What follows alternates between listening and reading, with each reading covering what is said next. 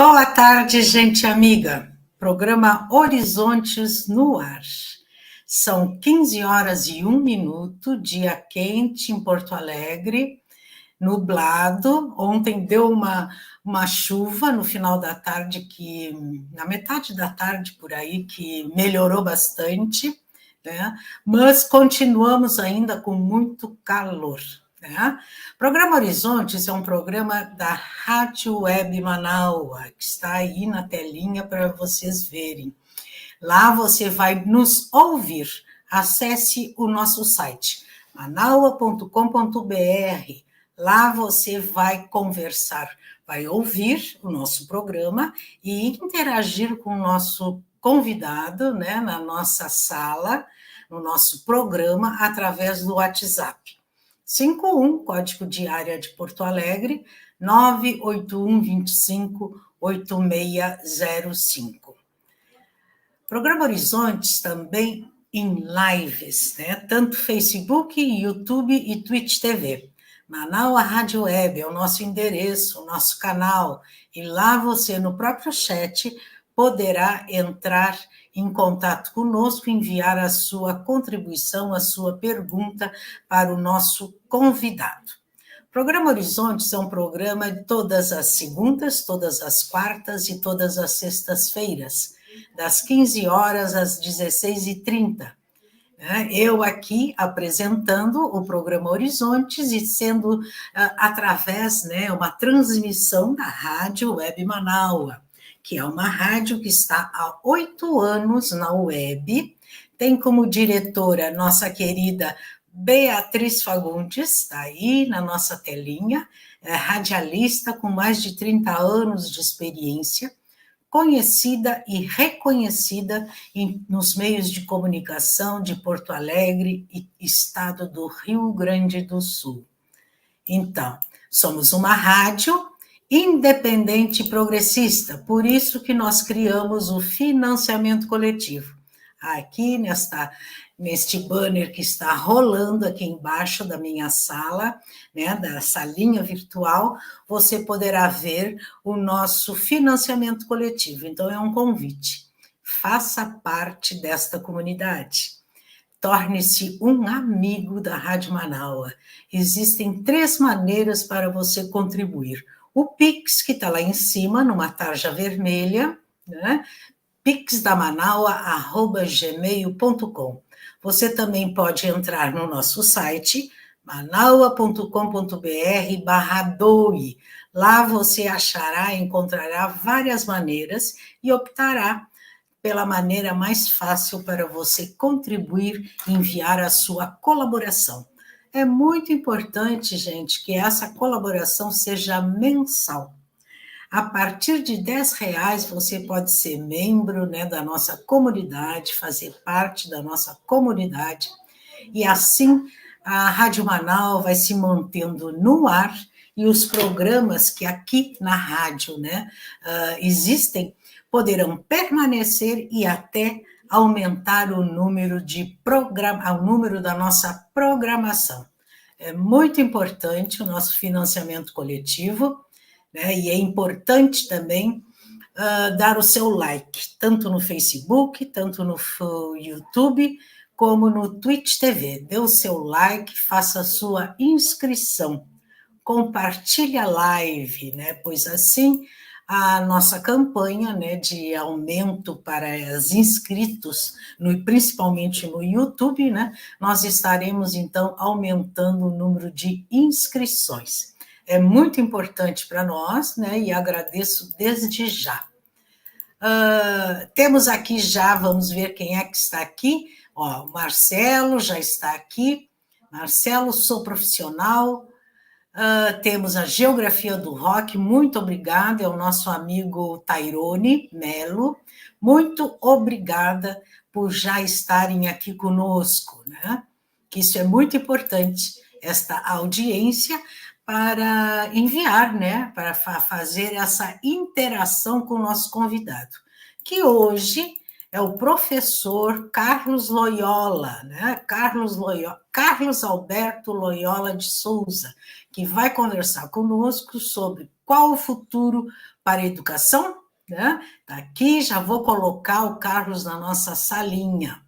Boa tarde, como vai você? Eu tive o prazer de te conhecer, né, através do Paulo Steckel. Tudo bom, professor Carlos? Tudo bem, boa tarde a todos. Obrigado pelo convite. Né? Estava falando da Rádio Manaus, né?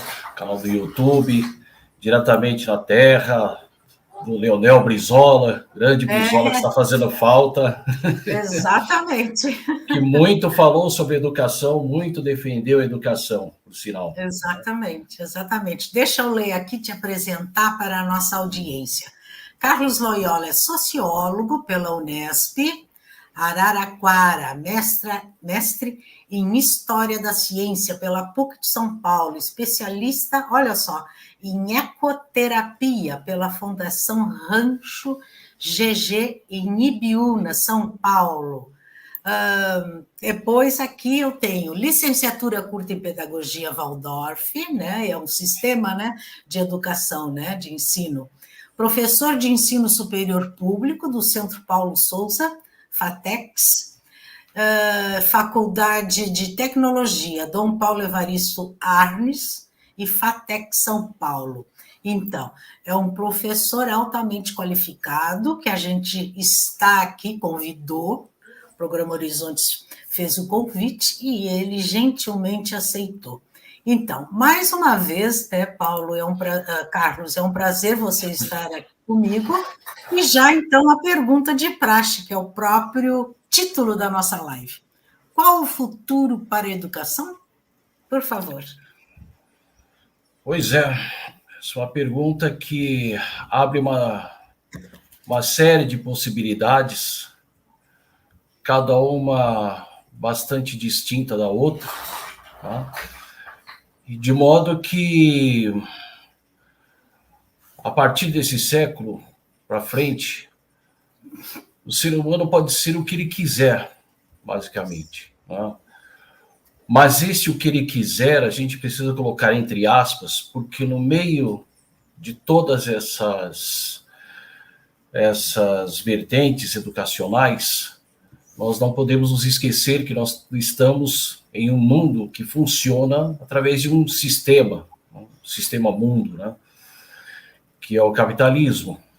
E então a gente não pode simplesmente desconsiderar a existência desse sistema e querer criar uma coisa simplesmente da cabeça, completamente desvinculado, né, do que ainda nos cerca, né, nos entrelaça, enfim. Né? Então, uma das coisas que me chamou a atenção foi, inclusive, nesse livro aqui do André Gorz, né, deixa eu colocar aqui, O Imaterial, né, Conhecimento, Valor e Capital, neste último capítulo, que ele chama capítulo 4, né, Rumo à Civilização Pós-Humana, Qual Saber e Qual Sociedade. E isso é uma coisa que me fez pensar um pouco. O livro é de 2003, portanto, 21 anos atrás, né, André Gorz já falava a respeito de coisas que praticamente poderiam acontecer por volta já de 2030, 2050, mas algumas delas, por conta do Covid, foram antecipadas. E outras por conta da própria inteligência artificial, que também eu não me lembro agora quem foi que fez a afirmação que também teríamos uma inteligência artificial em 2030, e aí depois ele reviu as suas posições, ele falou, não, por volta de 2020 nós vamos ter, e aí quando veio o Covid ele falou, não, agora nós estamos tendo a inteligência artificial já funcionando. Tá? Então, isso aí me chama bastante atenção, porque é uma coisa que para mim ela não é, digamos, agradável. Isso para mim tem um perigo envolto nesse tipo de situação, porque a educação, como eu falei no começo, ela não está fora do sistema capitalista, ela faz parte do sistema. É ela quem diz para a classe dominante como devem ser orientadas as outras classes, de maneira que elas se enquadrem na produção, no processo produtivo, como cada um vive, de acordo com o estamento que se encontra na sociedade, e por aí vai.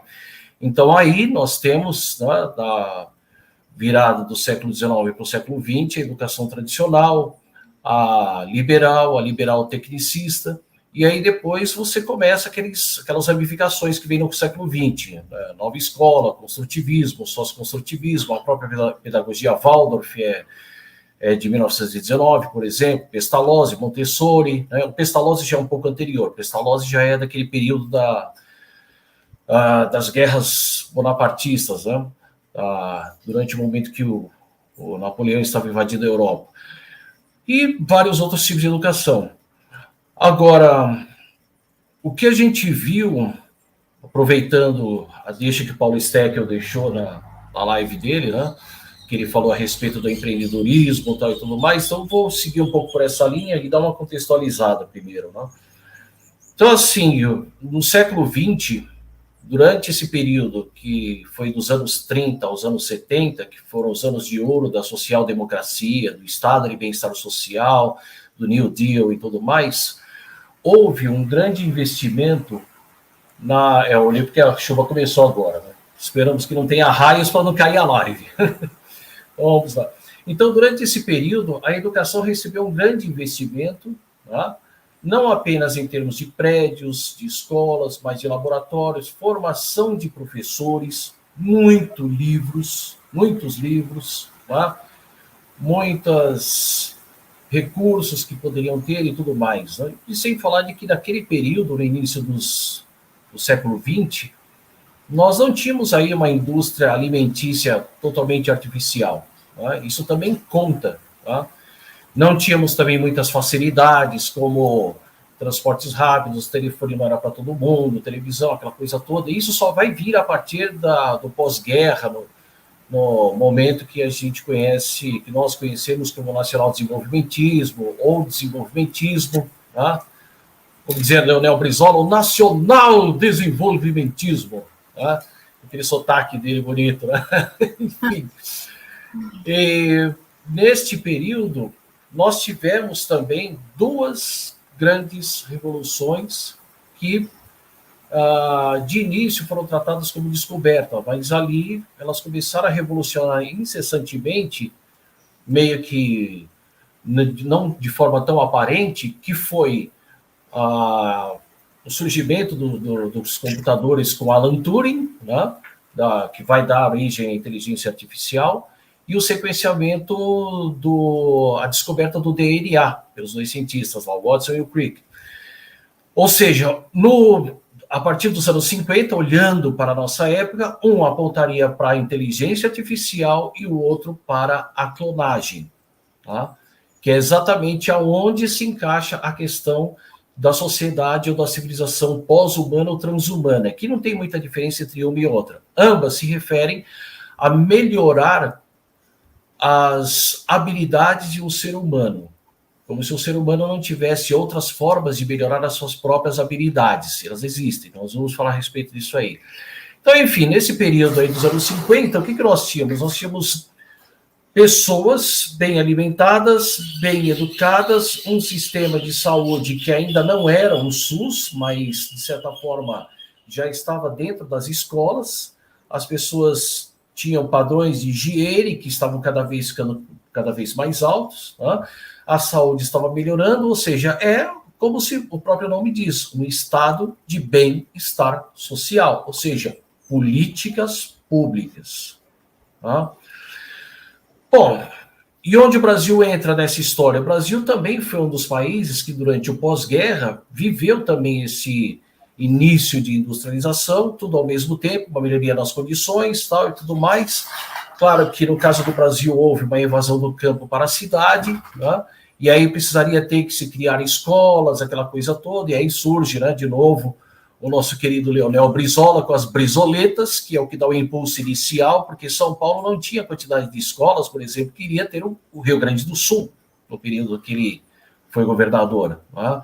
Só depois desse impulso é que aí começou-se todo aquele movimento da educação no Brasil, a escola nova, tal, que vai dar na Lei de Diretrizes e Bases do governo do Juscelino, que, na verdade, aprovou o substitutivo do Carlos Lacerda, que permitia a criação das escolas particulares para ajudar o Estado na alfabetização e educação do povo.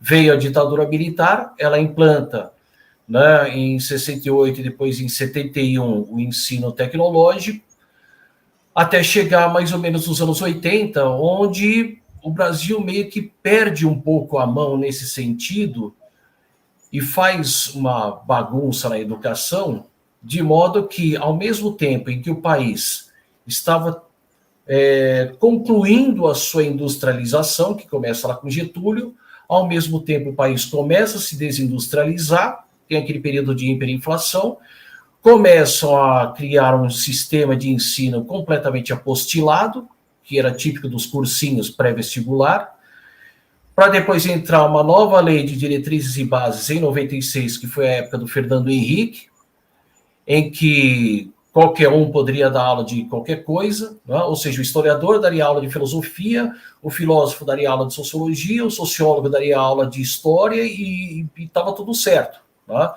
Como se, de repente, qualquer um pudesse, a menos que tivesse todo o treinamento, toda a formação, os estágios, tudo aquilo que era, digamos, obrigatório e era exigido, sobretudo, dos estudantes durante os anos 80, nos anos 90, parece que começa, com essa explosão de faculdades, o ensino começa a decair para poder permitir que a grande massa entre, já que não entrou na universidade pública, porque ela era muito seletiva, entra-se na particular, as particulares constituem um lobby no Congresso, este lobby no Congresso começa a forçar as próprias universidades públicas a entrarem no padrão deles, que era o padrão de produtivista, né, de fábrica, porque antigamente nós tínhamos o quê? Nós tínhamos faculdades com... vamos pegar lá um curso de astronomia. Entravam, sei lá, 100 alunos. Aí, no primeiro semestre, quer dizer, na verdade, não era nem semestre, era anual ainda, nos anos 90. Os cursos eram anuais. A semestralidade passou a partir de 96, por aí, 95, 96. Então, você tinha no primeiro ano de faculdade, matemática pura, né? Reprovava logo 50 de uma vez, né? E até chegar ao final do curso, você tinha 3 ou 4. Tá? Mas você tinha 3 ou 4 bem formados, pessoas experimentadas, pessoas que, né, aguentavam ali uma carga horária de estudos bem pesada. Eu lembro desse período porque, afinal, tinha-se livros e mais livros para ler e um monte de apostila. A pós-graduação não foi diferente. Eu tive uma professora que ela dava 10 textos e um livro por semana. E exigia, e ai de você se faltasse, porque na semana seguinte ela te pegava para Cristo. Né? Então, existia um padrão de exigência que era, sem dúvida nenhuma, necessário para a formação do país.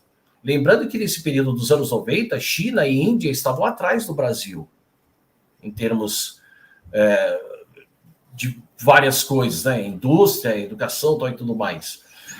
Então, nós perdemos essa mão aí, né? E a partir desse momento que o Brasil vai saindo do toyotismo, fordismo, né? Que é aquela coisa bem Chaplin, né? Tempos modernos, você sair de casa para ir para o trabalho para casa, e tudo mais. E no meio do caminho, se der tempo de você ler alguma coisa, ótimo, porque você tem um tempo. A automatização, né? Exatamente. Então, o que acontece? Como vimos agora, né, como eu falei no começo, com o computador ali, com o Turing, né, os japoneses vão começar a miniaturizar, depois vem a descoberta do microchip, né, depois você tem a substituição das válvulas por chips e tal e tudo mais, vem o código de barras, de certa forma, a comunicação entre os militares da Organização do Tratado do Atlântico Norte já estava toda preparada, e quando acaba a Guerra Fria, aquilo tudo vai se transformar, né, com um grande incentivo dos bancos para fazer as transações mais rapidamente, né, vai se transformar na rede, né, na internet. E com isso a gente passa de um modelo que era o fordismo, né, cheio de estoques e tudo mais, para o toyotismo, com estoque zero, poucas pessoas, muita automatização, Tá? De maneira que agora, quando você chega numa loja, você pega um produto, passa no caixa, ela lê o código de barras, automaticamente já avisa no setor quais produtos estão saindo com mais rapidez, que por sua vez já localiza a fábrica, onde tem que ser fabricados em tantas quantidades, porque tem tantas saídas num determinado tempo, e por aí vai. Né? Com isso, você faz o quê? Você acaba criando aquele chamado desemprego estrutural, que falávamos nos anos 90, porque com a automatização das fábricas, o que vai se fazer com essa massa de trabalhadores agora com este currículo, com essa especialização, com esse treinamento puxado que todos eles tinham, o que eles vão fazer? Tá? Então, nesse sentido, o que acontece? Com essa massa de desempregados, o neoliberalismo veio com as suas ideias que são fantásticas e fantasiosas, né? Fantásticas porque ela é deslumbrante, né? Tudo brilha, tudo é fantástico, tudo é maravilhoso, né? E fantasioso porque, na verdade, o que acontece? Não resolve o problema. Porque para resolver o problema, nós teríamos que, de certa forma, nos apropriarmos dos meios para produzir a nossa própria sobrevivência, ou seja, fazendas improdutivas, fábricas que não funcionam mais, mas que podem fazer roupas, que podem fazer alguma coisa que seja útil e necessário e que atenda às necessidades dos seres humanos. Não é pegar coisas que, né, eu vou me apropriar de uma fábrica falida de minério, de não sei das coisas. Não, isso, tá? O Estado pode usar para outra coisa, né? Ou então a iniciativa privada assume aquilo lá e, né? Estou falando de necessidades básicas do ser humano para que ele possa existir dignamente, né? Mas, enfim.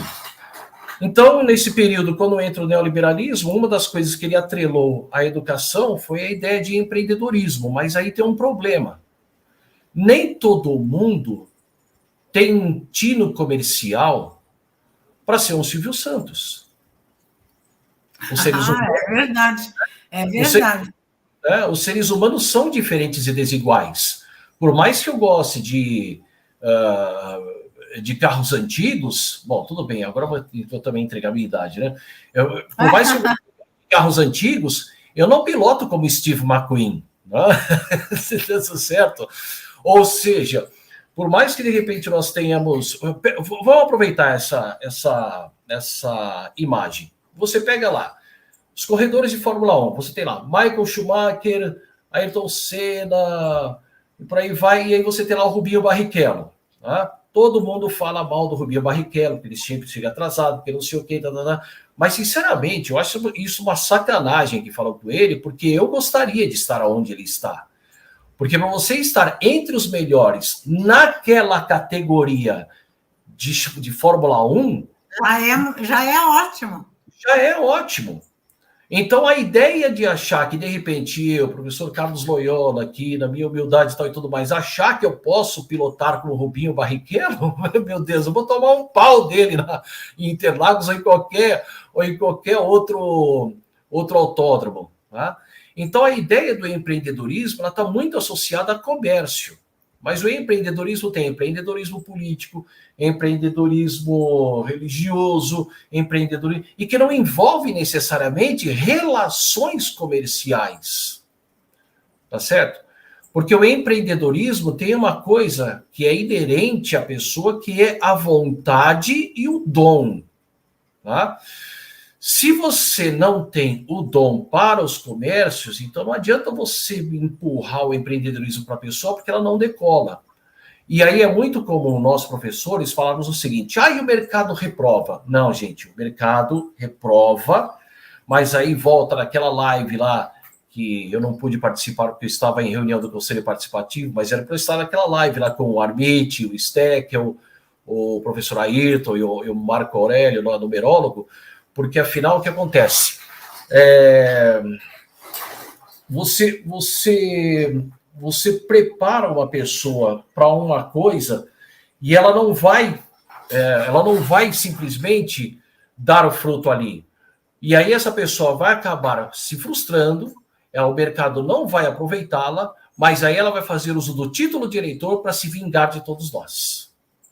Essa que é a real. Então, quando um professor diz, o mercado vai reprovar essa pessoa, ele se esquece que essa pessoa tem um título de eleitor e aí numa falsificação da ira popular, ou na hora que você insufla as massas com propaganda de corrupção, que é pauta de classe média, com propaganda de identitarismo e tal, e vai irritando a população, chega uma hora em que realmente ela quer fazer justiça com as próprias mãos.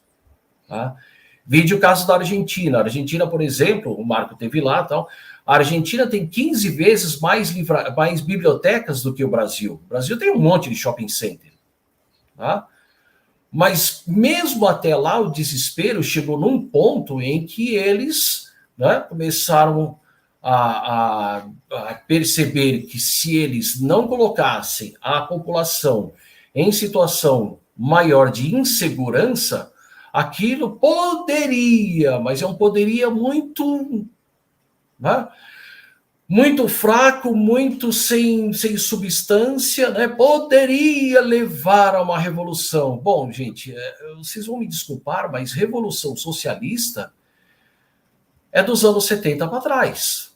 Porque de lá para cá, o que aconteceu? Os antigos revolucionários já estão todos mortos, morreram nos porões da ditadura, morreram aí, né, jogados, sabe-se lá aonde e tudo mais.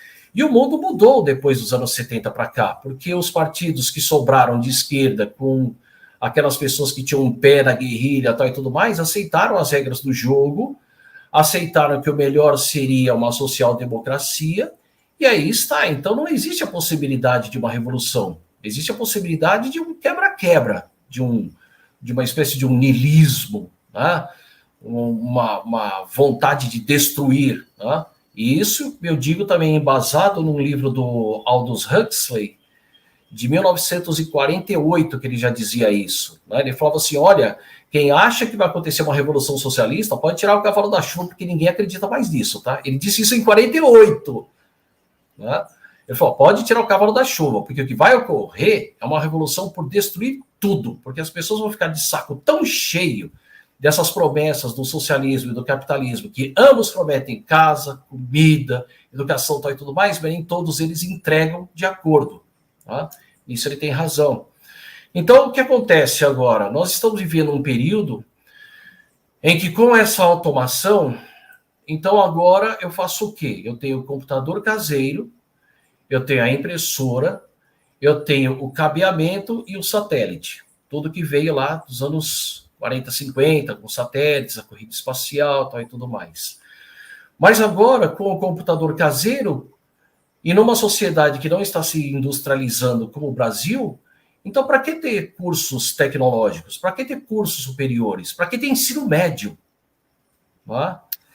Mas é necessário colocar... Ensino né? médio.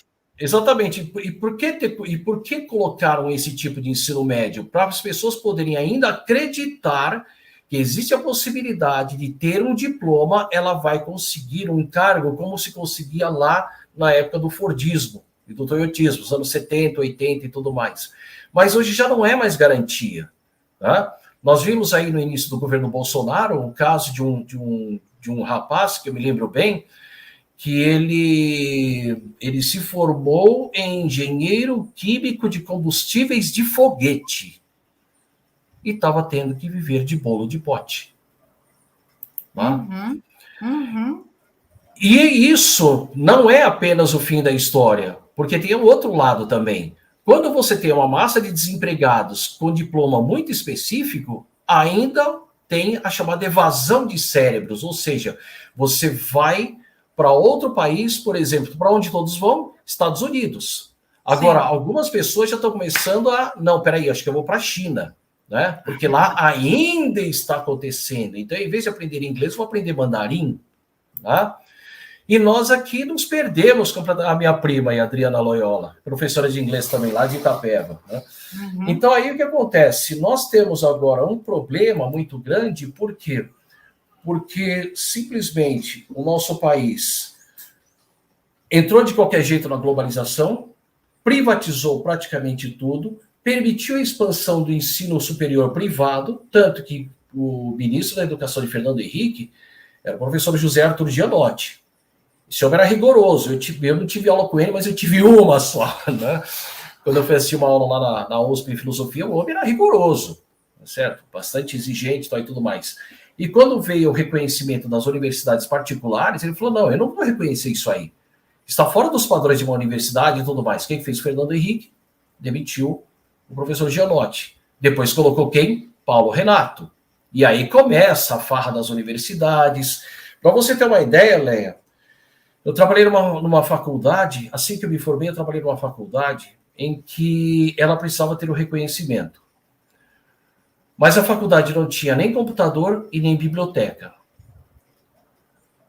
Num final de semana, numa sexta-feira, eles falaram assim, olha, nós vamos, não vai ter aula na sexta-feira e nem na segunda, porque nós vamos fazer a manutenção do prédio, que eles tinham alugado um prédio, né? Eles tinham uma escola que era... Fizeram uma biblioteca. Ela surgiu do nada, junto com os computadores, no final de semana. E aí claro, vinha lá o... Precisavam do aceite, né? Do requerimento. Exatamente. E um colega professor que trabalhava nessa faculdade encontrou esse mesmo representante do MEC numa outra faculdade 2 dias depois, né? Fazendo a mesma coisa. Então, o que ocorreu a partir desse momento é que foi o seguinte, então tá, tudo bem, né? Do que adianta eu ter se eu tenho um diploma, eu vou ganhar bem, eu vou ficar rico tal, e tudo mais, então tudo bem, então eu quero um diploma. E aí começaram certas escabrosidades do tipo você ter alunos entrando nos cursos a partir de abril, maio, praticamente quase no final do semestre, do meio já para o final do semestre, que já tinham passado as provas, e aí não, porque nós temos isso, nós temos aquilo outro, porque os professores têm um método, e blá, blá, blá, blá, blá, blá. E aí o que acontece? Nós começamos a criar uma situação que isso, para quem esses professores, agora eu vou falar em nome de todos esses professores que estão em afastamento por saúde mental, outros que já se mataram, outros que já tiveram realmente colapso e estão praticamente aposentados por invalidez e tudo mais. Essas pessoas sabiam muito bem que se elas tivessem que baixar o nível das suas aulas para manter os seus empregos, para receber um salário mais alto, para poder manter seu emprego, para poder não sei o quê, tiveram que meio que se autoflagelar, empurrando para os anos posteriores, ou mesmo formando, ou mesmo na hora dos trabalhos de conclusão de curso, não tem a crítica das fontes, o trabalho é de mão única, aí você manda corrigir alguns erros de português e tudo mais. Nós botamos uma massa de desempregados tão grande, de pessoas desiludidas e fracassadas no mercado, que deram o recado dela em 2018. Elas deram. E o que é pior, o recado dessas pessoas em 2018 acabou com a nossa Previdência. A falsificação da ira popular acabou lá atrás, no Temer, com a reforma trabalhista. Sim, tá? Foi um horror. Que o Maia tirou da gaveta que estava lá guardado durante 20 anos. Né? Alguém deveria ter feito o favor de rasgar tudo aquilo. Então, o que acontece? Nós produzimos a nossa própria desgraça e temos consciência disso. Então, por isso que eu digo que quando eu falo em nome dos professores que estão com graves problemas de saúde mental, é porque é como se nós tivéssemos, por exemplo, aqui desse lado do Egito, vendo as crianças sendo mortas ali e não toma nenhuma atitude estando lá perto. Uhum. A gente começa a ficar completamente louco. Por quê? Porque a nossa consciência começa a gritar conosco, que não é ético, não é bom. Sim. Né? E isso faz com que a gente fique, não é, nessa situação. Então, só para poder deixa eu dar uma concluída aqui. Então, o resultado disso tudo é que é o seguinte, nós temos hoje, né, alunos que estão... Cadê o livro? Né? Nós estamos tendo hoje alunos que confirmam esse livro aqui, do Michel Desmarais. A fábrica de cretinos digitais. E diz o seguinte, por que pela primeira vez os filhos têm QI inferior ao dos pais? Exatamente por quê? Porque durante o período, já antes do Covid, o que acontece? A maioria dos pais acha bonitinho ter que dar um celular para o filho o filho estar moderno, atualizado, tecnologizado e tudo tal. Né? Então isso faz com que, de repente, no papel do pai, que tem que ficar educando, ou da mãe, que tem que estar educando, quem está educando é a máquina. Sim. certo? E com isso, a máquina não ensina juízos de valor, a máquina não ensina as regras morais. A máquina é uma máquina, ela não vai te dar empatia.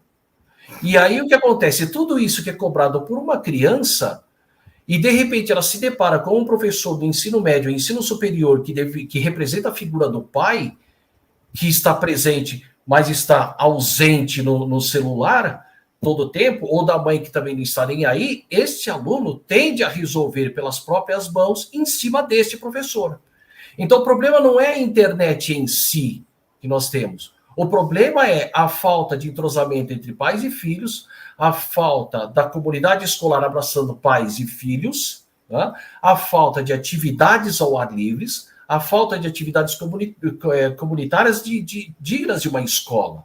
Tá? E mesmo numa faculdade, mesmo no ensino médio, fundamental e tudo mais. Dizer que a internet causa a violência nas escolas é dizer que, por exemplo, lá nos anos 50, eram as revistinhas do Carlos Zéfiro, as revistinhas pornográficas, ou a Playboy, ou a TV e tudo mais. Tá? Então, o que nós temos aí? Nós temos uma geração que perdeu a vontade, e ao perder a vontade, ela perde a intuição, a inspiração, a imaginação e a fantasia, porque tudo entregue pelos aplicativos. E com isso ela não tem o hábito de estudar ou de escrever. Logo, o Brasil é um país que tem o maior número de alunos do que estudantes. Aluno é aquele que vai para a escola, para a faculdade, com um texto, trabalho ou a lição de casa feita, e o estudante é aquele que em casa estuda sozinho e escrevendo, e não digitando. A motricidade fina é responsável pela nossa inteligência, pelo nosso pensar. Daí a importância das aulas de artes com madeira, com argila, com pintura, o tricô. São necessárias para a motricidade fina, mas que não deveriam valer nota. E as aulas de canto e as aulas de música para equilibrar exatamente os sentidos vitais, que são aqueles que dão sinais para um dos sentidos, que é o chamado sentidos da vida. Eu falo para os meus alunos, quantos sentidos o ser humano tem? 5. Eu falo que está errado. O ser humano tem 12. Um deles é o sentido da vida. O outro é o sentido do pensar. O outro da palavra, o outro do movimento e o outro do equilíbrio. Tá? Enfim, né? Queria perguntar uma coisa, né? E sim, estou achando ótima a sua explanação. E aqui o Tairone, que é o nosso colega aqui da Rádio Manaua, ele faz o programa Geografia do Rock. Então, ele se apresenta aqui para você. Ó. Meu nome é Tairone, sou professor e mestre em Geografia, né? Geogestor. Programador da Rádio Geografia do Rock, né? O programa dele. Daí ele escreve, comentário. Perfeita linha de tempo, educação, e coloca o seguinte... Com a BNCC, a educação ficou uma fábrica. Sim, né? Sim, está certíssimo. Né? Uma das coisas que eu andei trabalhando, deixa eu pegar aqui, que inclusive até... Né? O professor, fale BNCC aqui para a nossa audiência, né? Que quem não é do ramo, né? Bases Nacionais Curriculares. Né?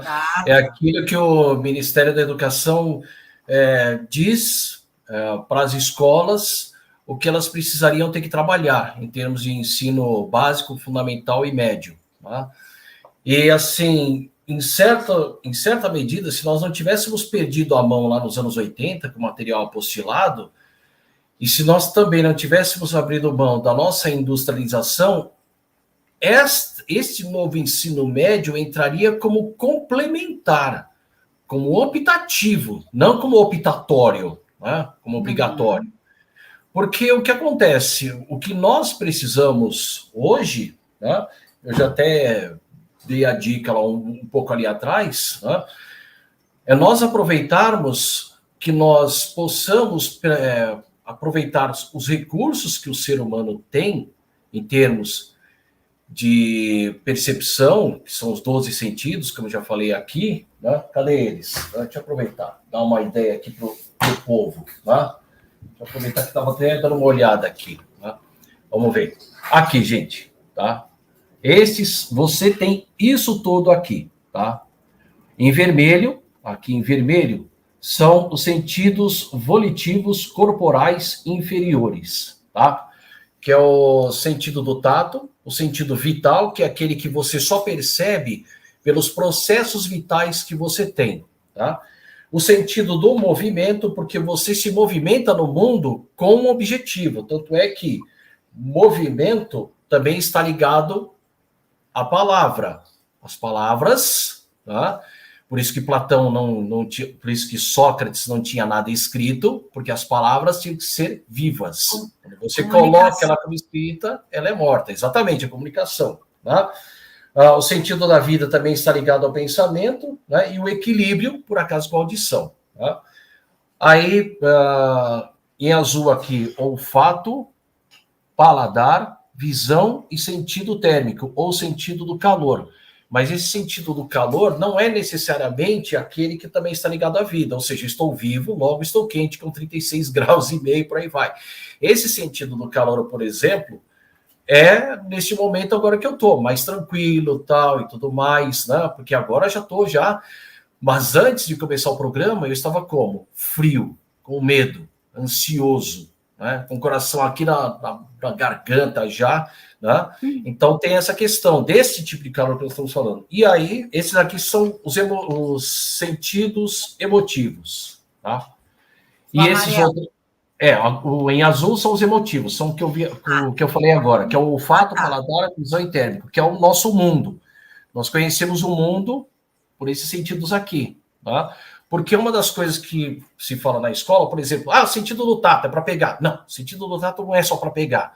O sentido do tato é pelo qual eu não só me relaciono com o mundo, mas de certa forma, o que acontece? Isso reverbera na minha alma, vai lá dentro. Ele é o mais externo e é o que atinge lá dentro. Tá? Certo? Então, e esse é o meu mundo, no caso. Esse aqui, em azul, que eu falei que é o das emoções, é o nosso mundo. É como a gente se relaciona. Por exemplo, paladar. Paladar tem a ver com alimentação. Você conhece as culturas do mundo através da alimentação. Essa é uma forma de você conhecer o mundo, na maneira como a gente se relaciona com o mundo. E aqui, esses em amarelo, né, são os cognitivos superiores, né, espirituais, também conhecido como sociais, tá certo? Então, aqui nós temos o sentido do eu, que não é apenas o eu ego, mas é o eu espírito. Por acaso, é que aqui não dá para ver, mas tem uma flechinha aqui que liga o eu com o tato. De certa forma, na hora quando nós nos cumprimentamos, quando tocamos uma outra, a gente percebe a energia da outra, né? No toque, no apertar de mão, como você está e tal, tudo mais. De certa forma, existe, porque a gente não pode pensar tudo em separado, nós temos que pensar tudo entrelaçado ao mesmo tempo. Os olhos são a janela da alma, correto? Sim. Isso não deixa de ser também uma parte que os olhos se aproveitam do sentido do tato. Quando você tem aquelas pessoas que você olha nos olhos, aí de repente você tem um movimento de simpatia ou aproximação. Sim. Quando de repente olha aquele olho no olho, aí a pessoa não gostou da outra, sim, movimento de antipatia ou afastamento. Tá? E aí a questão aqui, né? É o eu, pensamento, palavra e audição. Ou seja, para poder falar também tem que ouvir. Né? E aqui os 7 processos vitais, que são a respiração, aquecimento, alimentação, a segregação dos alimentos, a manutenção, crescimento e reprodução. Então vamos lá. Como nós estamos agora praticamente vivendo na infosfera, porque antigamente, se alguém quisesse me perguntar alguma coisa, se nós estivéssemos, vamos supor, eu estivesse aí na rádio, no anfiteatro da rádio, né, falando diretamente aos gaúchos, tal, e tudo mais, né? Se alguém me fizesse uma pergunta, eu teria que falar assim, vou entrar na internet mais tarde para poder responder a sua pergunta. Me deixe seu e-mail que eu te respondo. Hoje não. Nós já estamos na internet. E por isso a gente já responde já automaticamente. Agora, o que me preocupa, que é aquilo que eu tinha falado lá no começo, é a questão do que trata ali no livro Imaterial, o pós-humanismo e o transhumanismo. Hoje, olha só, veja bem, qual que é o problema que nós temos aí com os nossos alunos? Eles praticamente têm dificuldades de interpretação de texto porque não escrevem mais e porque já leem tudo mastigado, ou já baixa na internet alguma coisa sobre determinado assunto que alguém já escreveu. Pronta, né? Já vem pronto. Não fazem mais operações, cadê? Não, agora não dá para pegar, mas eu tenho aquela régua antiga de cálculo que ela deslizava de um lado para o outro e você puxava no meio e puxava as pontas para poder fazer o logaritmo. Né? Tinha que fazer naquela régua. Né? Eu tenho ela aí guardadinha até hoje. Né? Já esqueci tudo, infelizmente, né? Mas nada que eu não possa recuperar. Mas, enfim. Então, o que acontece? Hoje, eles apresentam exatamente essa dificuldade e aqui, inclusive, deixa eu ver, eu até deixei assim, né? Isso aqui até anotei, né, na hora que eu... Né? Hoje, a maioria da nossa família humana não entende ou conhece determinados assuntos, mas cria, em nível de entendimento sobre aquele assunto, né, cria um nível de entendimento sobre determinado assunto, uma crença pelo conforto de passar a achar que aquilo tudo é aquilo tudo que ela deveria saber. Ou seja, aquele mínimo que ela entendeu, ela acha que serve para tudo. E com base na crença, não com base na ciência, na verificação, na reverificação. Tá? Eu vou pegar agora um cidadão para Cristo, Olavo de Carvalho. Tá? Olavo de Carvalho. Por que de repente todo mundo fala, você está com os ciúmes do Olavo de Carvalho? Gente, o Olavo de Carvalho largou a escola na 5ª série. Ele reprovou várias vezes. Uma coisa é você ser autodidata e depois você pedir para uma pessoa que veja o texto que você escreveu, sendo autodidata, e se essa pessoa for autoridade no assunto, para que ela corrija aquilo que você leu, e se você entendeu daquela maneira, ou se você escreveu, que ela fale, olha, esse seu entendimento está errado. O Olavo não teve disso.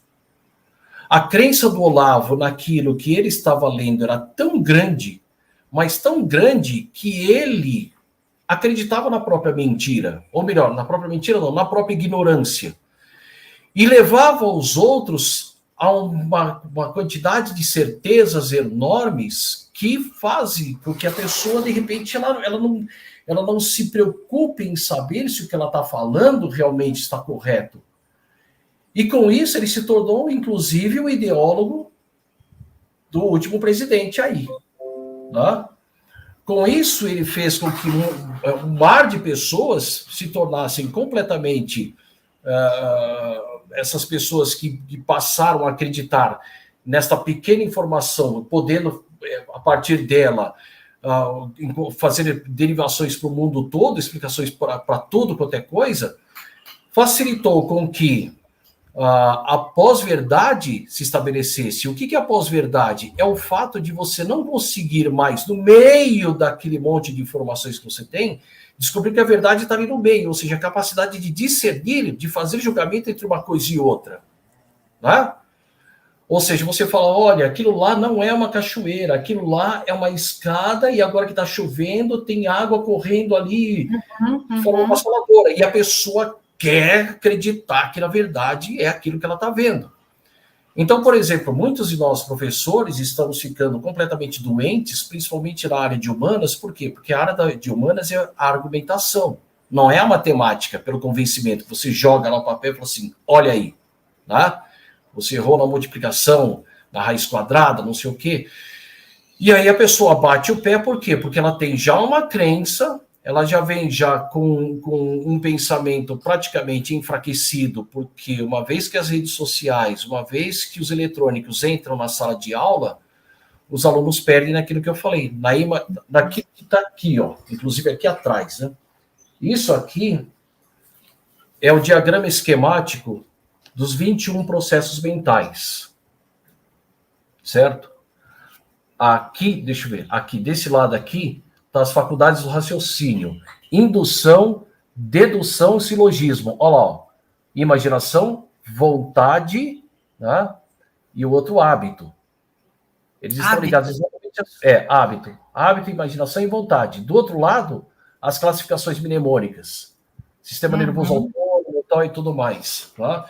Então, conforme eu estava falando ali, no caso, né, quando a pessoa já começa a entrar, principalmente o adolescente, que está numa fase entre a queda dos dentes, dos 8 aos 12 anos, a maturidade sexual dos 14 até os 16, por aí, não tem uma data limite, até chegar na suposta fase adulta, que seria os 21, ele vai passando por essas transformações que, se não forem exatamente aí que deve ser trabalhado, então o que acontece? Você bagunça todos esses processos vitais, e aí o que você tem? Você tem um coração que não bate direito, porque o sujeito não respira direito, porque ele está sempre em estado de ansiedade total, né? Não é imposto limites. Né? Você pode ver, por exemplo, né, que um determinado tipo de criança que gosta de bater nas outras na escola, não vai acreditar. Lhe faltou um abraço, talvez, da infância. Falta aquele ambiente caloroso e tudo mais. Tá? Então, esse é um dos motivos pelos quais aquela criança ela vai bater em todo mundo. Então, nós precisamos ter que pensar que, antes de ter que ficar colocando próteses,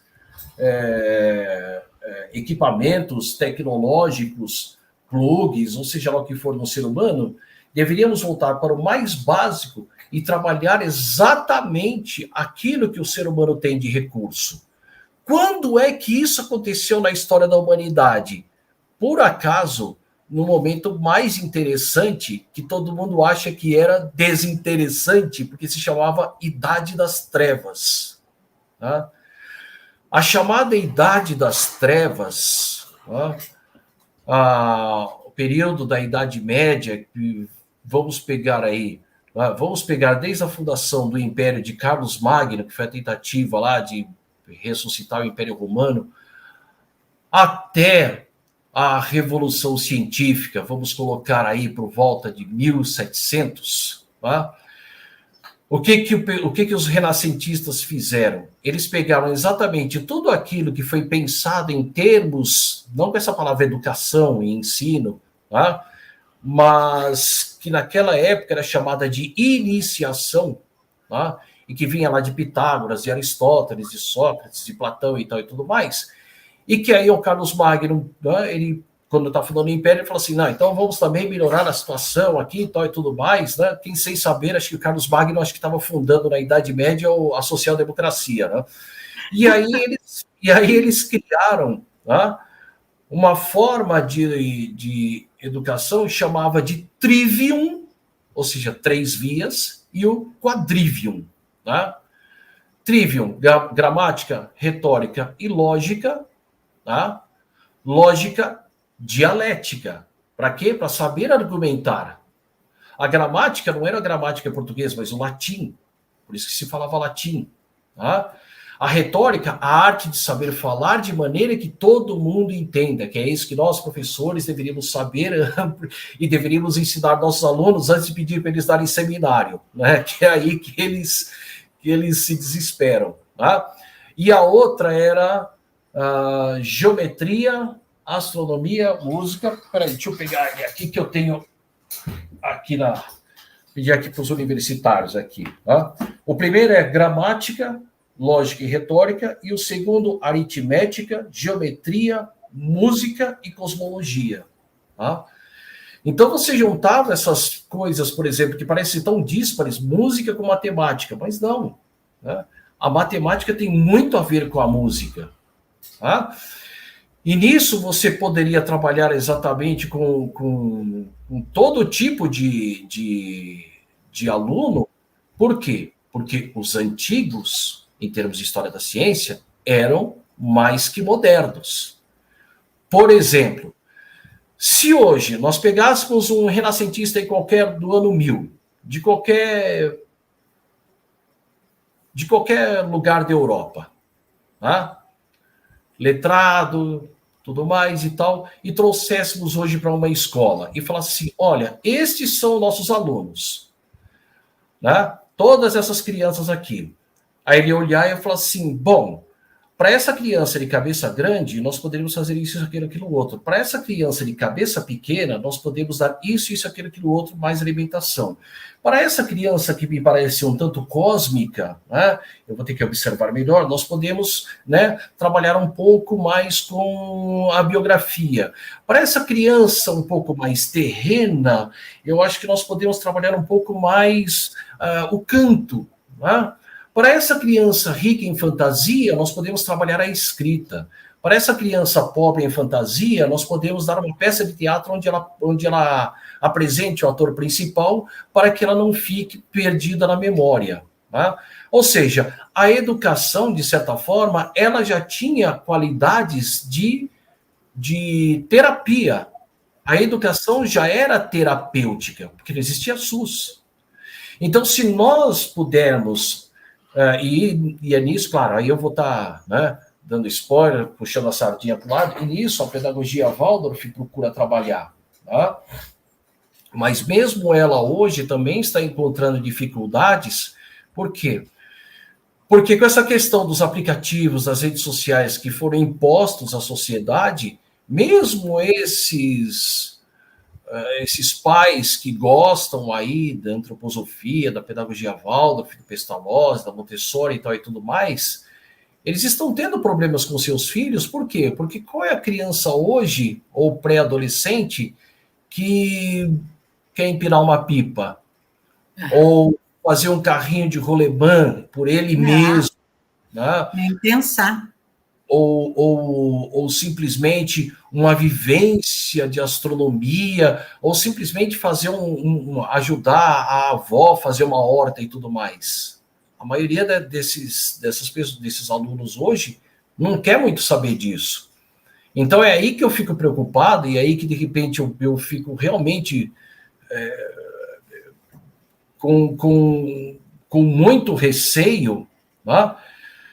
De que essas crianças hoje, que serão os futuros pais do amanhã, de repente podem ser os pais que vão abraçar o transhumanismo, achando isso uma maravilha. Mas o problema é que todo mundo se esquece que por trás do transhumanismo, das próteses, das próteses tecnológicas e do melhoramento genético, existe uma empresa por trás, existem acionistas.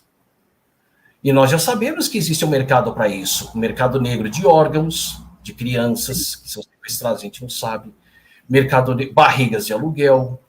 Tá? Uma coisa é você ter na sua carteira de identidade escrito sou doador de órgãos.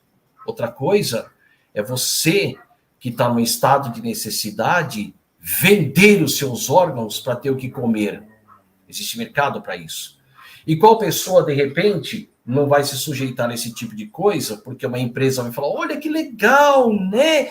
Você, de repente, ter olhos assim, assim, assados, ou, de repente, você conseguimos agora criar uma espécie de uma tecnologia em que, já que o microchip ele tem uma certa capacidade, mas graças aos neurônios artificiais que nós podemos implantar na sua cabeça, você pode ser um computador, você pode ser uma internet ambulante, aí a pessoa fica toda contentinha, né?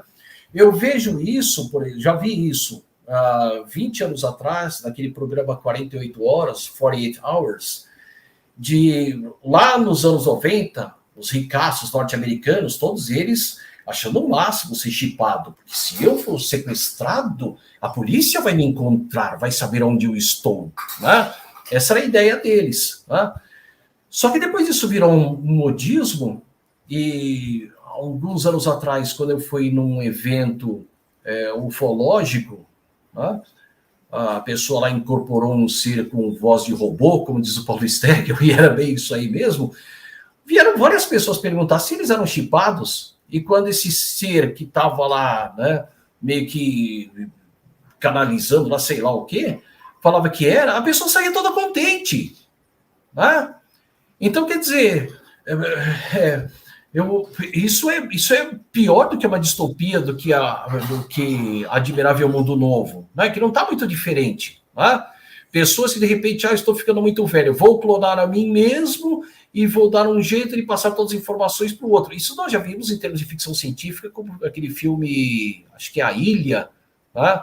em que eram criados clones para poder ter órgãos saudáveis, para, numa certa idade, passar para o seu doador original, que era, sei lá, uma pessoa que bebia muito e estava com o rim acabado e tudo mais. Né? Então, assim, eles vendem isso como se fosse assim, tipo, olha, né, quando houver as viagens espaciais, quando houver, né, a possibilidade de andar no fundo dos oceanos com um corpo que aguenta aquela pressão esmagadora, que é isso? Né? Você vai estar a serviço de uma empresa. Né? Você vai estar tão uberizado quanto o engenheiro com um diploma que está tendo que pilotar um Uber. E aí, disso pode vir coisas piores, do tipo a privatização e a artificialização do meio ambiente, dos animais. As plantas já têm o sequenciamento do genoma, já tudo feito. Né? Tudo interligado, né, professor? Tudo interligado. Eu acho que essa inteligência artificial, né, também me assusta bastante, né? Tenho bastante receio. Mas não tem como parar, né? Ela veio, chegou, está aí, e as pessoas vão ter que se ambientar, né? Se assustar, cair na onda, né? Que nem, né? Eu quero botar um chip para não envelhecer, ou botar um chip para, se eu for assaltado, saberem onde eu estou, enfim. Essas coisas assim assustam bastante. E como a juventude, vamos falar aqui do Brasil, né?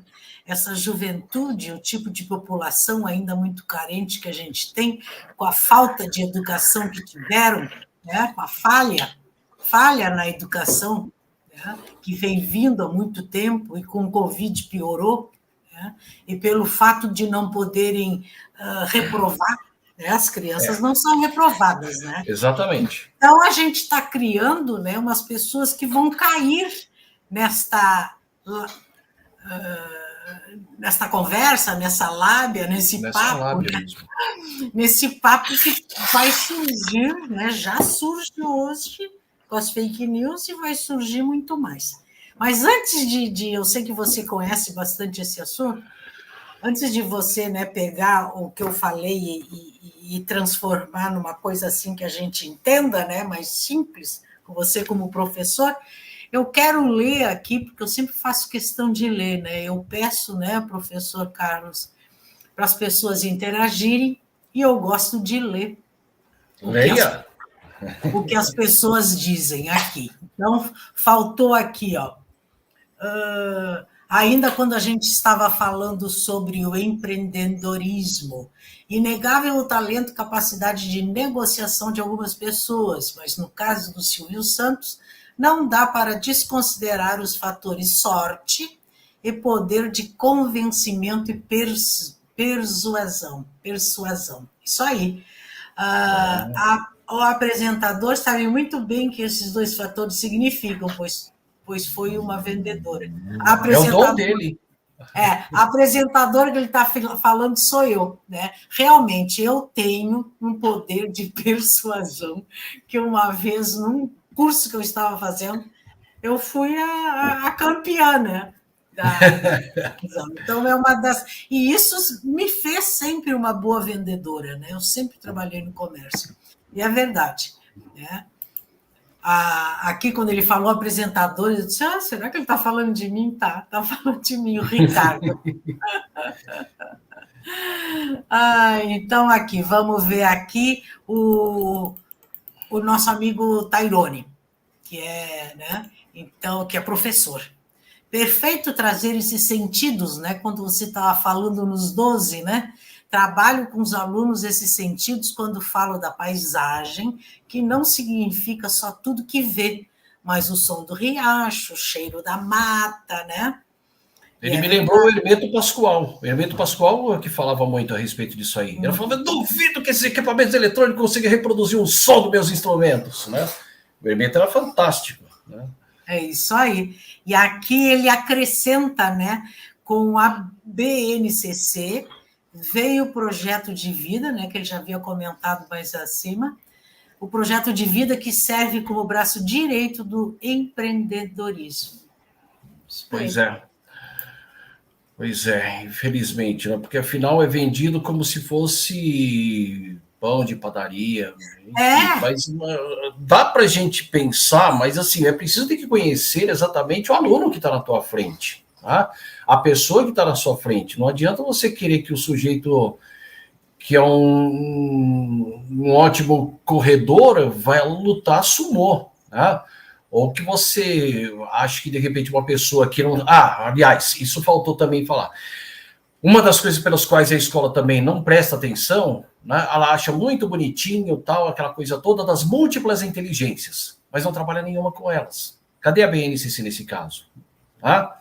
As múltiplas inteligências, às vezes eu acho até interessante isso, ver uma pessoa, volta e me aparece aí no YouTube, né? O sujeito fala assim, eu sei falar 20 línguas. Claro, porque você tem inteligência lógico, verbal. Então você consegue fazer tudo isso, tal e tudo mais, mas tem pessoas que não têm essa facilidade, né?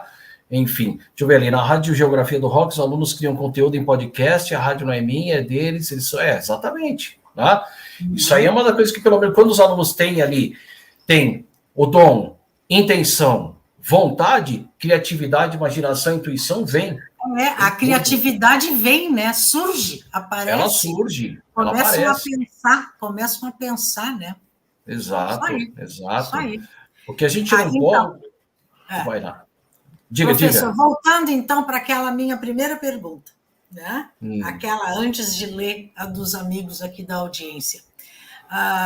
A educação do jeito, né, que sempre esteve nos últimos anos, conforme o seu histórico, né, que você já fez aqui no programa, né, evasão na escola, o Covid por 2 anos, né, essas crianças também ficaram muito desamparadas, a escola não reprova mais. Que alunos que nós temos?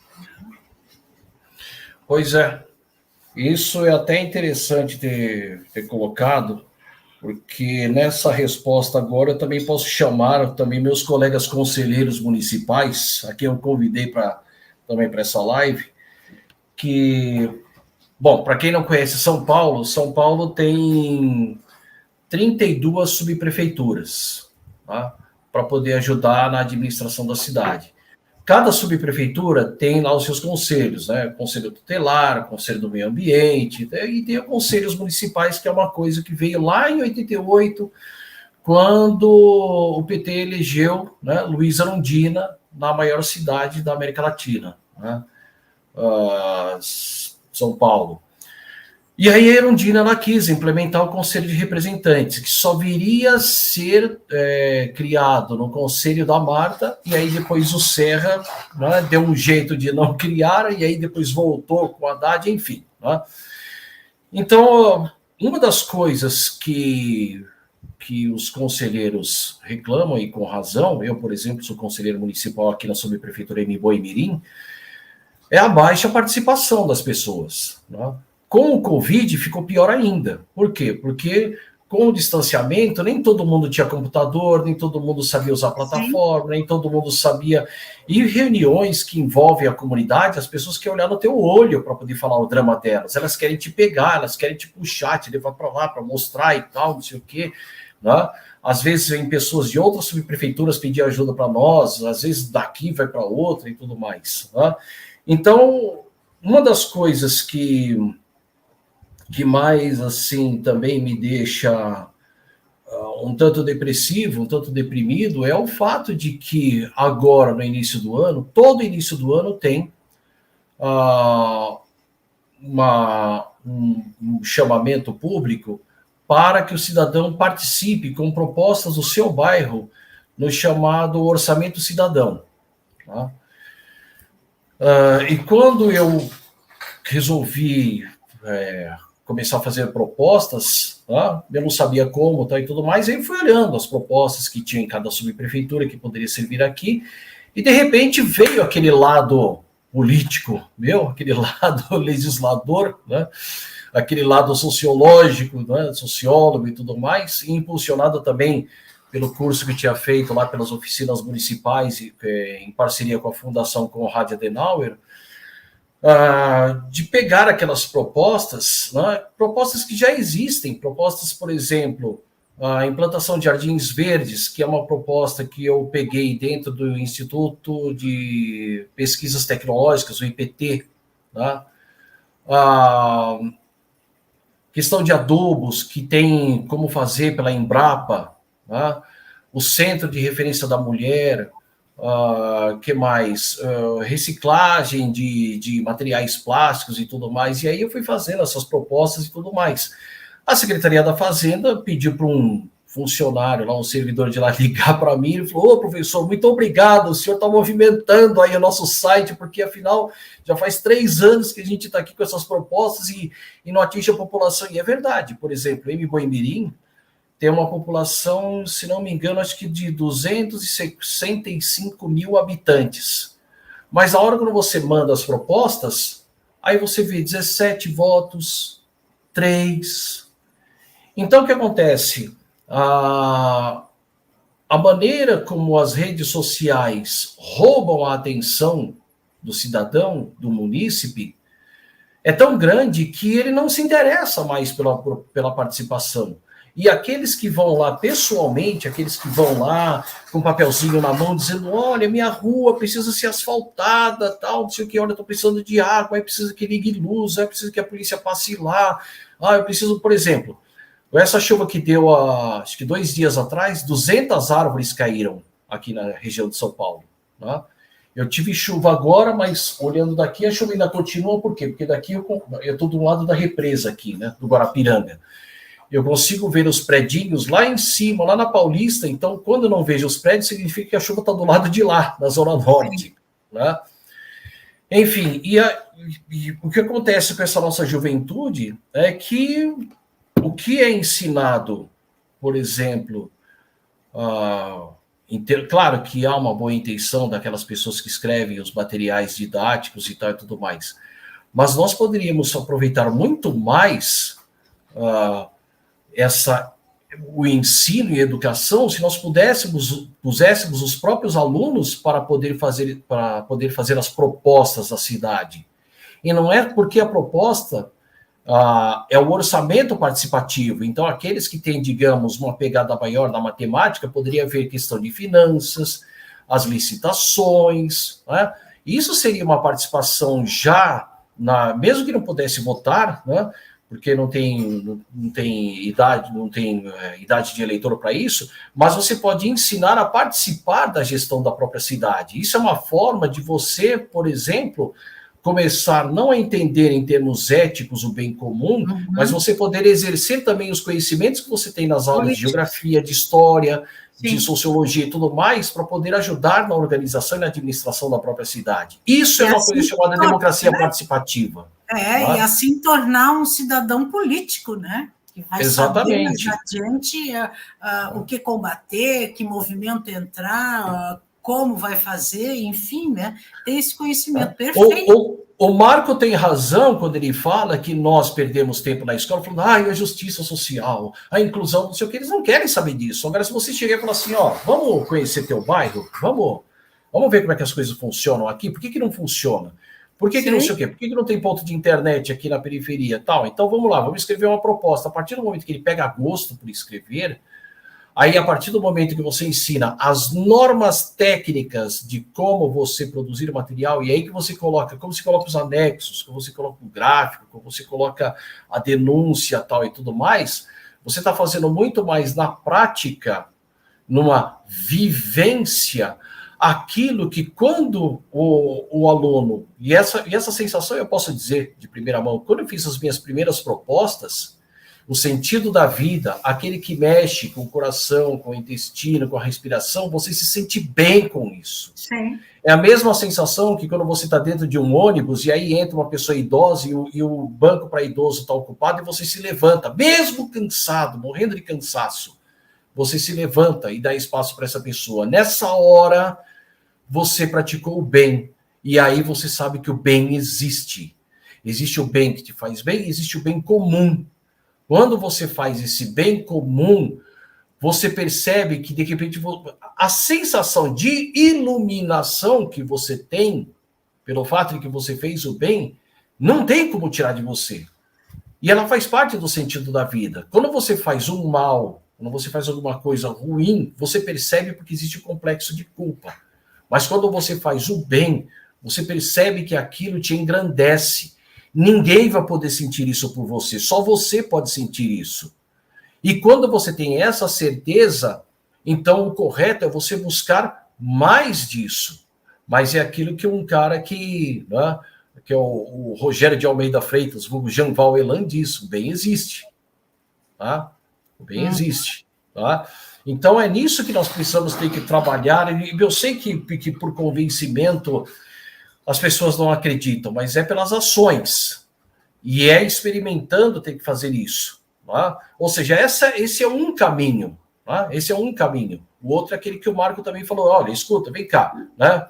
Quanto você está pagando aí no seu carro? Né? Vamos olhar aqui na planilha tal e tudo mais. É uma. Tá?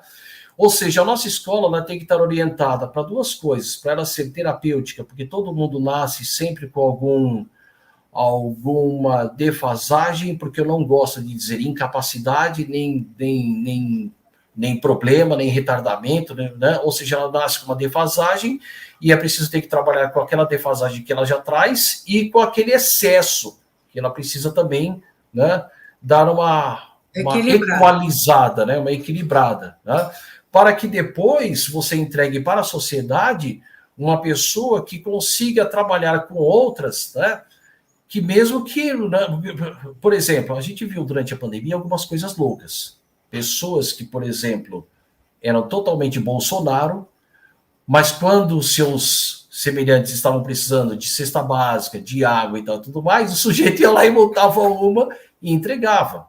Tinham pessoas assim, por incrível que pareça, tem gente assim. Tá? Vou dar um outro exemplo. Aqui em São Paulo, na eleição para governador, acho que foi em 1994, votaram para governador em Paulo Maluf, logo Maluf, e para senador Eduardo Suplicy. Olha só. Exatamente. Então nós temos que ter. É por isso que eu falo: o ser humano é diferente e desigual. Não adianta você vir com a fórmula pronta, todo mundo é assim. Não, não dá. Você está tentando encaixar uma bola num triângulo, né? Não vai entrar. Né? Mas se nós soubermos aonde trabalhar e quem pode trabalhar com quem, tá?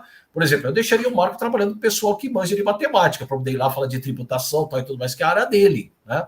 A minha não. A minha eu trabalharia de outra forma, que é essa daqui que eu mostro aqui, os desenhinhos, né? Tudo mais, que a pessoa fala assim, quer dizer então que eu posso ser melhorado? Sim, você pode ser melhorado, né? A partir do momento que você também mudar um pouco a sua alimentação aqui, ali e tal, e tudo mais, né? Ou seja, fazer caminhada, enfim, tem uma série de para cada pessoa existe um terapeuta. De uma maneira. Que é uma maneira, né? Afinal, nós os professores deveríamos ser mais terapeutas, né, do que apenas especialistas. Por quê? Porque ensinar uma arte não envolve falar assim, isso aqui faz assim, você monta assim, assim, assado, tal e tudo mais. Mas quando você tem uma conversa com uma pessoa que tem cultura, você percebe, né? Claramente, quando você tem uma pessoa que está te ensinando, que ela conversa com você, ela te ouve, ela fala assim, mas você já viu que isso aqui, assim, assado, tal, não sei o quê, blá, blá, blá. Ou seja, aquelas pessoas que se formaram durante a social-democracia, são aquelas pessoas que têm aquela cultura ambulante, que é uma biblioteca ambulante, essas pessoas estão indo embora. E as que estão chegando são praticamente bibliotecas vazias. E no meio estamos nós. Eu sinto falta dessas pessoas com quem você conversava e ela falava, olha, veja bem e tal, aquela grama ali, é usada para fazer não sei o que lá, mas hoje, infelizmente, a gente não tem muita paciência, né? Porque, vou lá também dar um spoiler, esse aqui, esse livrinho aqui, dá para ler? Subjetividade Maquínica, sim, do professor Paulo Giraldelli, né? Esse é filósofo tal, já foi bibliografia de concurso, você poderia também, conheço ele pessoalmente, né? Poderia convidá-lo para poder falar da subjetividade maquínica, que é, em parte, aquilo que nós estamos falando aqui. Como é que nós, agora, estamos sendo agenciados? Como é que nós vivemos agora? Tá? A subjetividade maquínica trata disso, tá? de por que nós estamos, no passado, a pessoa adoecia por movimentos repetitivos constantes, né? Como é que era o nome? Mas era isso, né? Ela tinha um nome, né? Era movimento repetitivo, doença, alguma coisa ligada a isso. Hoje não. Hoje, o tipo de doença é a saúde mental. Ou seja, você está toda hora com atenção total voltada para o WhatsApp, para o Telegram, para os e-mail institucional, aquela coisa toda, e você não consegue sair disso. E é preciso ter que sair. Por isso que eu falo que está sendo um perigo, porque talvez nós sejamos a geração teste para que a próxima geração, quem trabalha com plataforma, fala assim, não, vamos criar uma espécie de controle, já que vivemos uma sociedade de controle, em que de repente as pessoas não se sintam tão mal, ou vai saber se de repente as próximas gerações já vão nascer adaptadas a isso. Tá? Sim, sim. Né? E aí tem uma pergunta que vou ler primeiro do Tairone, Geografia do Rock, e depois do Marcos Neira. Então ele diz assim, Geografia do Rock, uma coisa importante e a escola não se deu conta, é usar a cidade como objeto de estudos. Cidade tem artigos sobre isso. É isso aí. Né? Então, anteriormente. Aproveitando, por exemplo, né, eu lembro que uma vez eu estava voltando para a casa dos meus pais, antes de vir morar para cá, para esse bairro, eu lembro que uma vez eu estava indo para casa e aí eu tinha que passar por debaixo de um viaduto, né, da Avenida Washington Luiz, e tinha uma praça. O que estava acontecendo? Estava o pessoal do batuque, né? Mas aquele batuque forte mesmo. Né? Eles lá treinando, não sei se era para samba, para escola de samba, não sei. Eu sei que estava um negócio organizado, bonito, e aquilo, de certa forma, anuviou o barulho do congestionamento, do engarrafamento. Aquilo, de certa forma, baixou um pouco a tensão que estava, assim, quando chega às 6 horas da tarde, São Paulo, Porto Alegre, sei lá qual é a principal avenida de Porto Alegre, eu não sei, mas o trânsito é um inferno. A pessoa tem vontade de se transformar num tanque de guerra e sair passando por cima de todo mundo. Né?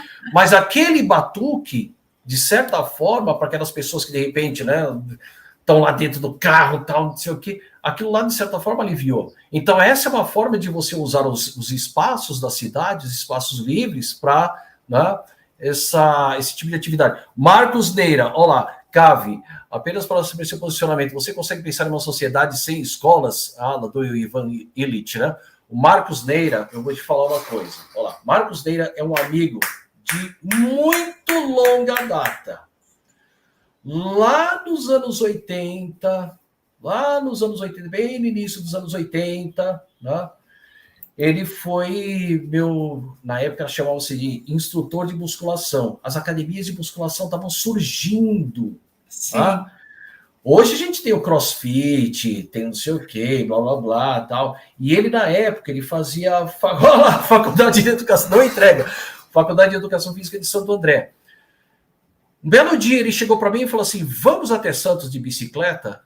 Tá? São 72 quilômetros, tá? E 800 metros de serra.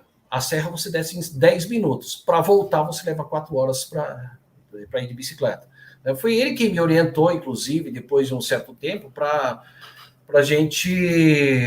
eu depois ir fazer levantamento de peso, né? Que hoje tem no CrossFit e tal, no Clube Pinheiros, através de um amigo dele lá também. Né? E foi, curiosamente, né? Musculação raiz. Curiosamente, quando eu fui dar o meu primeiro seminário na 8ª série, que eu tinha que dar um seminário sobre Revolução Russa, eu já estava meio que desesperado, eu falei, pô, e agora? O que eu vou fazer? Não sei o que lá e tal. Ele falou assim, pega o teu material, vai lá e dá aula pra gente na academia. E foi assim. Né? Eu dei aula para os alunos que estavam lá, né? Eles pararam algum momento lá e eu dei uma aula e beleza, né? Ele foi, depois de muitos anos que a gente não se encontrou mais, tal, porque eu fui fazer faculdade no interior e ele seguiu lá, né? Depois foi fazer educação na USP. E durante a pandemia, um pouco antes, né, eu reencontrei ele até então, né, naquela ocasião, era o diretor da Faculdade de Educação da Universidade de São Paulo. Tá?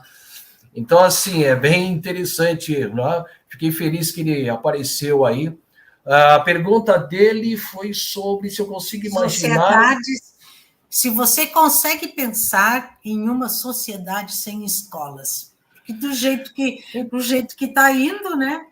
Com a inteligência artificial, vamos ver. Na verdade, dá para pensar dependendo do contexto e da cultura, né? Povos indígenas, né? Autóctones e tudo mais. Mas no nosso contexto, o problema é que, assim, nós estamos enfrentando agora uma situação do chamado homeschooling. Então, assim, é difícil você pensar uma sociedade sem escolas, por quê? Porque aqueles que podem se dar ao luxo de ter um professor tutor, né, como era lá no final do século XIX, né, o que seria de Simão Bolívar se não fosse o tutor dele, Simão Rodrigues, o professor, né? O que seria daqueles renascentistas se não tivesse o seu tutor, né?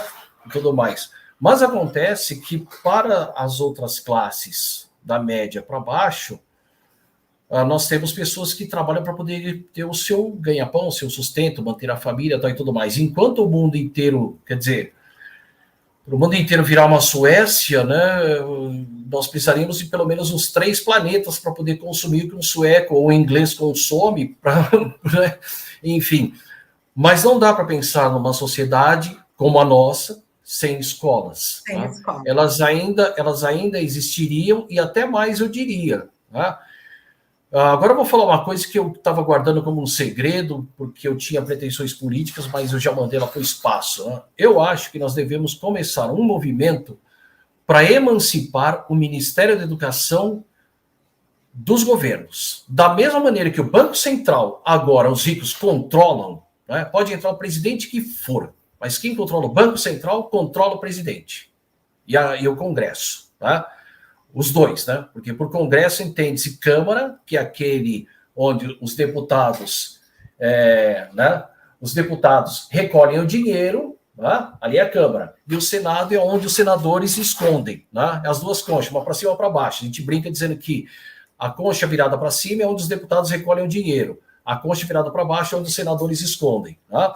Então deveríamos separar, porque afinal essas intromissões que tem, entra governo e sai governo, cada um vai bagunçando a educação, e nós deveríamos ter o nosso próprio, entre aspas, autogoverno. Por quê? Porque as escolas, elas, a meu ver, elas precisam ter que estar ligadas ao Senar, que é ligado à agricultura, à Embrapa, com um pé, e tem que estar ligada ao Sistema Único de Saúde, para prevenção. Eu vou falar uma coisa bem em termos de positivismo mesmo. Prever para depois prover. Era o lema do positivismo. Ou seja, eu prevejo o que pode acontecer e me preparo para depois entregar de uma melhor maneira. É um lema bastante positivista. Mas se eu pensar em termos de que a escola, ao invés de eu preparar para o mercado, eu preparo de maneira que eu resolvo os problemas inerentes de saúde físico-emocional desses alunos, eu entrego para a sociedade um profissional que ele pode ser o que ele quiser. Isso é muito melhor do que você plugar coisa no cérebro para aumentar a capacidade, que não sei o quê. Porque uma coisa eu acredito, tá? Aqui, deixa eu puxar aqui. Existe esse trabalho feito com a Gilda Moura, né? Com o Juliano Posati. Eu sei que muita gente não gosta deles e tal, chamado Médiuns Contatados do Brasil. Tá?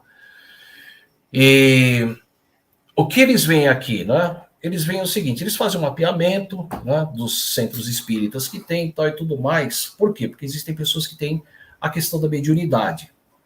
Então, eu acredito muito mais numa evolução normal da espécie do que numa evolução programada artificial para o mercado da própria espécie. Isso é escravização, no meu entender. É escravização pura e simples. Por quê? Porque se nós estamos começando a ver cada vez mais que certas crianças do outro lado do mundo, quando nascem, atingem uma certa idade, falam assim, pai, mãe, olha, não fica bravo com o que eu vou falar, mas eu morava em tal lugar ali no Paquistão e eu pisei numa mina e explodi. Eu era assim, assim, assado, tinha tal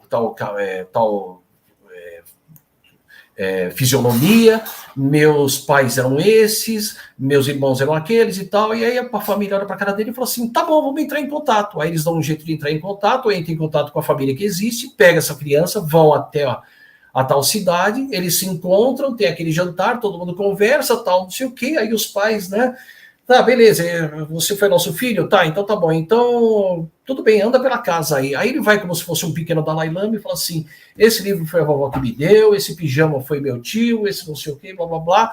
E a família não fica espantada, fala assim, é ele mesmo, tal. Aí os dois se cumprimentam, fala, beleza, olha, boa vida para você, seja feliz, tal, e tudo mais, acabou. Agora, se isso acontece aqui no Brasil, pega a criança, leva para um terreiro e dá a surra dele e tal, e tudo mais, dá choque elétrico, dá remédio de tarja preta, tal, e tudo mais, né?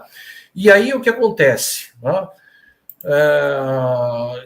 Nós não podemos simplesmente interferir na evolução da maneira como estão querendo. Uma coisa é você propiciar a um cego um olho para que ele possa enxergar, uma perna mecânica para uma pessoa que, não, por exemplo, eu que trabalhei com epoterapia, eu nunca vou me esquecer disso. Tinha um menininho que ele vai ficar o resto da vida dele na cadeira de rodas. As pernas dele iam até o joelho. E ele só tinha um braço, que era até a metade do braço aqui. E ele sempre com aquela expressão triste. A vida... Vamos supor que esse menino viva 70 anos. Essa criança chega aos 70 anos de idade. A vida dele vai ser assim. Quando ele ficou feliz? Quando de repente teve uma roda de capoeira lá e o capoeirista falou assim, vem aí, o menino com aquele toquinho de braço foi lá e ele ficou feliz. Então, uma coisa é você fazer engenharia genética para dar um braço, as pernas para essa criança, tal e tudo mais. Mas outra coisa é você querer lucrar ou você querer valorizar alguma coisa de forma mercantil. Aí não dá. Isso para mim é escravização pura e simples. Tá? Então eu acredito sim que possa haver saídas conscientes do corpo. Eu acredito que possa, um dia, quem sabe, a telepatia, a telecinese e tal e tudo mais, mas isso vai depender muito de como o ser humano entende a si próprio. É preciso que nós voltemos a nos reencontrar, nos entender, a saber quem nós somos. Infelizmente, a maior parte desse tipo de conhecimento foi queimado em bibliotecas do passado. Tá? E pessoas que manifestam determinado tipo de sobrenatureza é vista como coisa do diabo, enfim, tudo mais. Ou então, de repente, né, vamos levar para a NASA para dissecar a pessoa, para poder, né? Enfim, os russos trabalhavam muito com isso durante a Guerra Fria. Né? E eles têm aí um grande, digamos, acervo documental a respeito dessas capacidades, dessa sobrenatureza que as pessoas manifestam. E eles deixam aquilo lá sendo tipo, beleza, um dia vai acontecer alguma coisa, né? Porque eles têm alguma coisa, eles têm uma maneira de olhar isso diferente. Né? O japonês oriental, como um todo, né? Só nós, os ocidentais, que de repente quer medir, quer dissecar, que não sei o que, e tudo mais. A Adriana está perguntando se vai ficar salvo esse programa. Fica. Vai. Que tem mais perguntas, né? Vai, fica gravado no YouTube, tá lá, Adriana. E então tá aqui, ó. Sim, fica gravado. Lá no YouTube, nosso canal é Manaua Rádio Web, tudo junto, tá bom? Quero também, estamos aqui com 16 horas e 34 minutos, né? O nosso tempinho aqui já se encerrou, mas tenho aqui várias, a Vera Lúcia Santos. Hoje, mais uma aula sobre educação em seus vários segmentos. Obrigada, professor Loyola. Isso aí, excelente live. Tá? O Ricardo aqui coloca ainda, né? Professor, fechar escola não é coisa de gente preguiçosa, infelizmente que existe no nosso país, pois em países ditos de primeiro mundo, isso nem se cogita. A Suécia que você estava falando, né? Não, e tem mais. Durante o governo Temer, ele fechou várias escolas de crianças especiais, e aí o que acontece? Elas foram parar em outras escolas cujos professores sequer têm uma preparação para isso.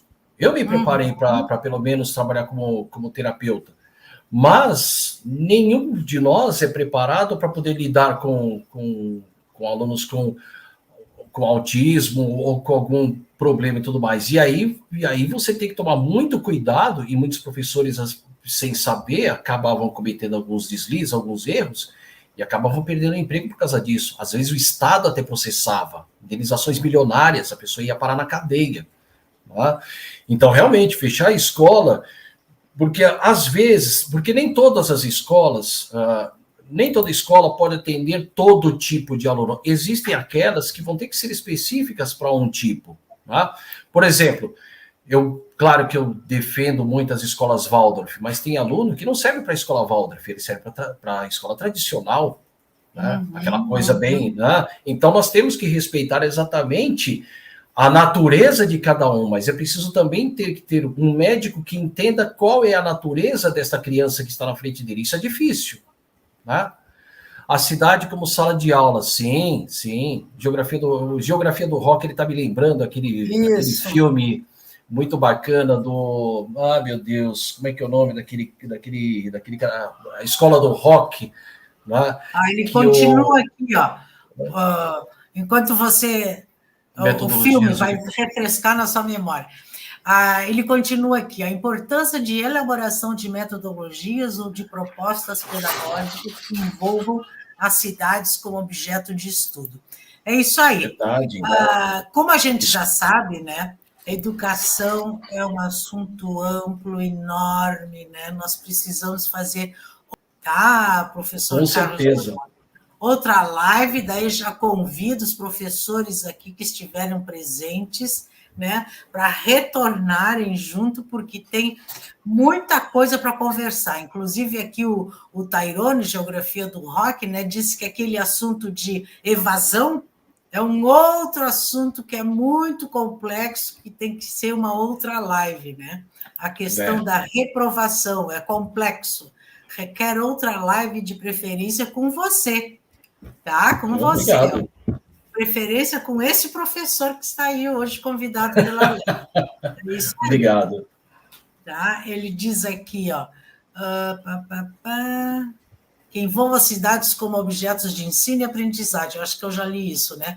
Desta forma, incentivar os sujeitos a perceberem o potencial formativo e as possibilidades curriculares que estão disponíveis no entorno das instituições de ensino. É verdade.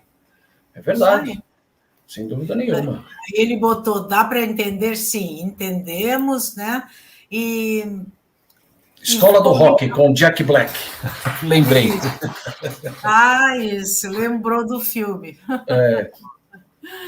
Então, eu convido todas as pessoas que estiveram aqui comigo, hoje conosco, junto aqui com o professor Carlos Alberto Loyola de Souza.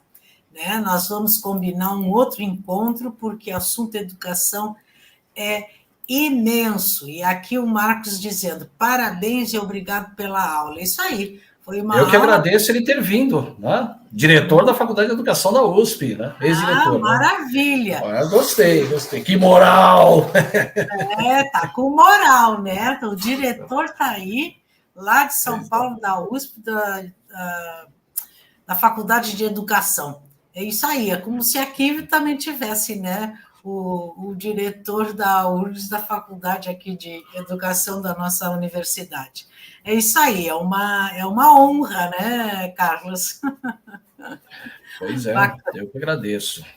Muito bacana, agradeço a tua participação. Passo para ti, então, você se despedir, e daí a gente já combina, né? Vai conversando, né? Eu tenho o teu contato, a gente vai conversando sobre um próximo encontro, tá bom? Ok. Bom, muito obrigado pelo convite. Né? Eu não imaginava que, de repente, né, eu tinha até preparado todo um roteiro aqui para não me perder e tudo mais, mas conforme eu fui me acalmando, aí eu já deixei ele de lado e aí a coisa flui. Né? As coisas fluem, né, naturalmente, né? Isso porque aí. Você, como professor, tem essa tarimba, né, Carlos? É que é um assunto que para mim é muito caro e ultimamente ele está realmente... Sofrido. Enfim, muito sofrido, tá? Muito sofrido. E, infelizmente, nós estamos vendo que cada vez menos as pessoas querem ser professores, Tá? Exatamente, Então, sumindo né? candidatos para essa faculdade. Isso aí. Pois é, Verdade. mas é isso aí, eu agradeço e não se esqueçam, o bem existe, basta praticá-lo. É Tá isso certo. aí. Um Tchau, gente. abração, meu querido, tá? Até a próxima. Até a próxima. Tchau. Tá aí, ó. Conversamos hoje com o professor Carlos Loyola, falando sobre educação, o futuro. Quero agradecer a presença dos amigos aqui da audiência, das participações que tiveram. Muito, muito obrigada. Tá? Eu vou preparar e conversar com o professor para trazê-lo ele novamente daqui a um tempinho. Tá bom? Muito, muito obrigada pela presença. Aqui a Verinha está dizendo um ótimo fim de tarde, também desejo para todos um ótimo final de semana. Tá? Aqui o Tairone está dizendo filme Escola do Rock, tem esse objetivo também. É isso aí. Os agradecimentos que o Marcos também já fez, que a Verinha. É isso aí. Muito, muito obrigada pela presença de todos. Segunda-feira a gente está aí, programa Horizontes novamente. Até lá!